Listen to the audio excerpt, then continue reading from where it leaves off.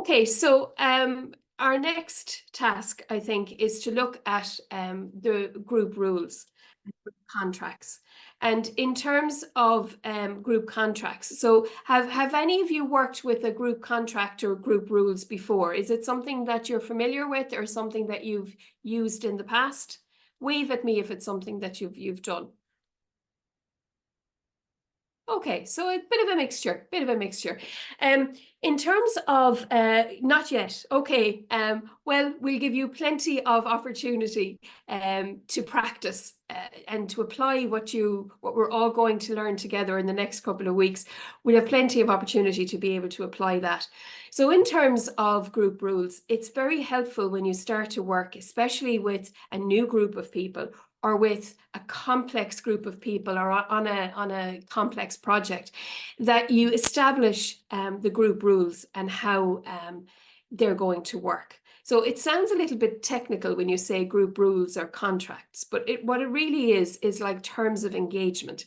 It's the idea of how are we as a group going to manage ourselves and how are we going to ensure that we're going to be able to get this work done.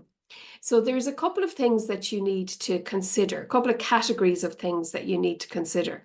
And they would be really, what are the values that are going to underpin the group? So what are going to be the key objectives? How are we going to communicate with each other? So it's helpful sometimes to think about how the group is going to operate.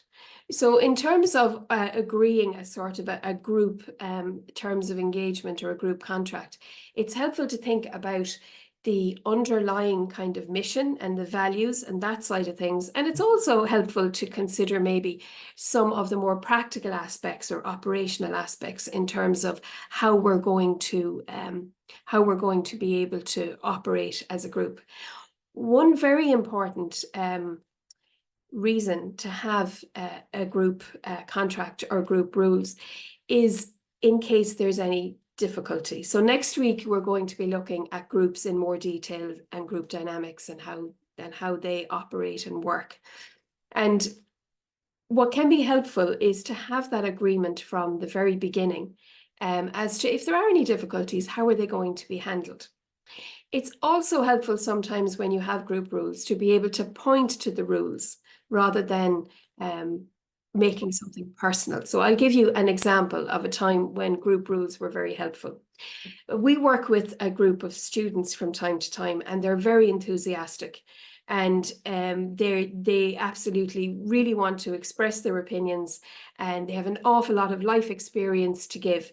But we have to try and manage that in a way that's productive. And we also have to make sure that people that maybe are less confident in groups, that they get to speak. So one of our key group rules was that there would only be one voice at a time. So because we had agreed this as a group rule, if somebody was speaking a little bit too much or hogging the conversation, we were able to point and we were able to say, look, we need to remember our group rules. We just need to have one voice at a time. So rather than me saying, Maura, we need to have one voice at a time and making it about the person, we could just refer to the group rules. So it can be helpful to a group leader or facilitator to help to manage the group. And it also helps the group members understand what's expected of them and maybe gives an indication as well in terms of what group members can expect. So that's my understanding and my experience of working with group contracts and group rules. And I know that Maura has had a lot of experience with different groups and putting groups together. Is there anything that you'd add to that, Maura, in your experience? I think group contracts are really important because you only realize how useful they are often when something is kind of going a bit sideways or a bit not the way you wanted it. So they're like an insurance policy. And when everybody has agreed how something is going to go, then, like Eileen says, it means that you can de-escalate a conflict really easily because you're not saying, Eileen, don't do that. I don't like what you're saying. You can de-escalate a potential conflict by saying, remember, guys, we said we were all going to. And it's a way of organizing the group. But also, apart from that, it's also very important, like none of us know each other very well. So we want to be sure that if we're going to be sharing things here, that maybe not everybody, we're not going to be talking about it outside the room, or we're not going to be discussing, you know, who we met. Like you want to feel that you trust the group.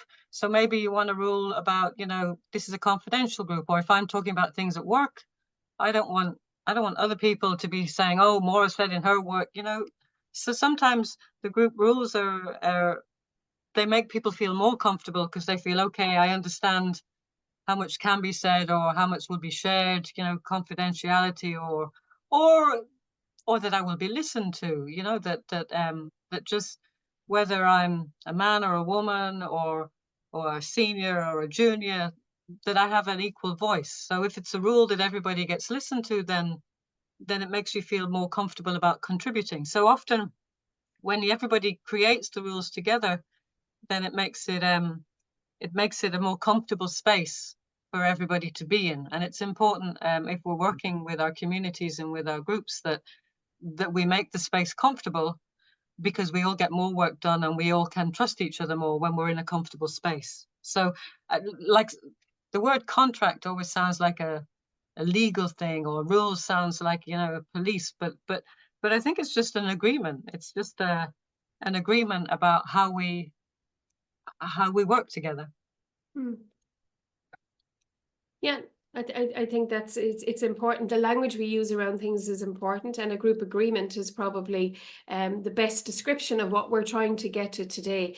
So for those of you that have had worked with groups before and have worked with group agreements or group contracts before, we want you to share your experiences. For those of you that haven't, we hope that we would be able to you know, to invite you, I suppose, to consider doing it in the future with groups that you'll be working with, and hopefully you'll pick up some tips from you know, from what we're going to go through this afternoon.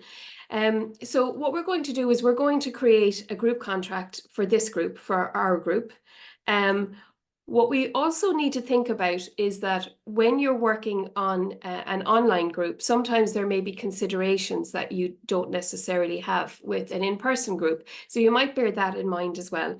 By the end of this this next piece, we're going to have a group agreement for this group.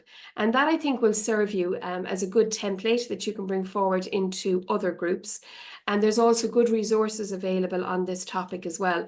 And we're always here if you're having a difficulty around creating a group or need a template or what have you. We've got lots of people now that we know that we can go to for support and advice. So we're going to take a little bit of time. We're going to consider what we would like to have, you know, what elements or what parts we would like to have in our group agreement. We're going to discuss that in smaller groups, and then we're going to come back, and together we're going to put our group agreement together.